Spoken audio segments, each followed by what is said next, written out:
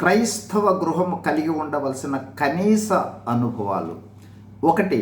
క్రైస్తవ కుటుంబము దేవుని బలిపీఠమును ప్రార్థనను కలిగి ఉండాలి. ఆదికాండము 12:8. దీనినే మనం ప్రస్తుతము కుటుంబ ఆరాధన ప్రార్థన కలిగి ఉండుట అంటాం. అంటే కుటుంబ ప్రార్థన ఉదయము సాయంత్రము నిర్దేశించిన సమయంలో ఉండాలి. ఈ అనుభవమే యేసుక్రీస్తు ప్రభువును గృహములో కలిగి ఉండు అనుభవం. 2. కుటుంబ ప్రార్థనలో కుటుంబ సభ్యులందరూ ఉండుట తప్పనిసరిగా కలిగి ఉండాలి. 3. కుటుంబ ప్రార్థనా సమయంలో తప్పనిసరిగా వాక్య ధ్యానమును కలిగి ఉండాలి. ద్వితీయోపదేశకాండము 6:7. దేవుని ఆజ్ఞలను పిల్లలకు అభ్యసింప చేయాలి. 4.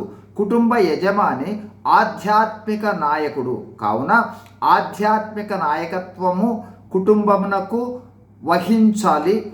ఆధ్యాత్మిక నాయకము కుటుంబ యజమానికి తప్పనిసరి. యెహోషువ 24:15. 5. కుటుంబంలో తల్లి పాత్ర కీలకమైనది మరియు తల్లి పిల్లల కొరకు అనుదినము మొరపెట్టు అనుభవాన్ని కలిగి ఉండాలి. విలాపవాక్యములు 2:19. 6. భార్య భర్తకు విధేయత చూపాలి. భర్త భార్యను ప్రేమించాలి.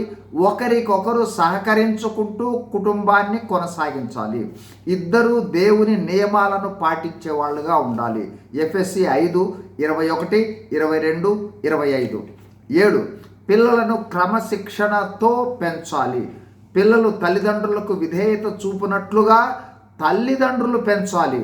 వారు విధేయత చూపటం లేదంటే మనము సరైన బాధ్యత వహించలేదని గుర్తించాలి. ఎఫెసీ 6:4. 8. నీతిమంతుల గృహములో రక్షణను గూర్చిన ఉత్సాహ సునాదము వినపడును. అంటే కుటుంబము రక్షింపబడిన అనుభవంలో ఉండి శాంతి సంతోష సునాదాలతో ఎల్లప్పుడూ దేవుణ్ణి స్తుతించేవారుగా ఉంటారు. 1 తెస్సలోనికైలకు రాసిన పత్రిక 5:15-16. God bless you. Thank you.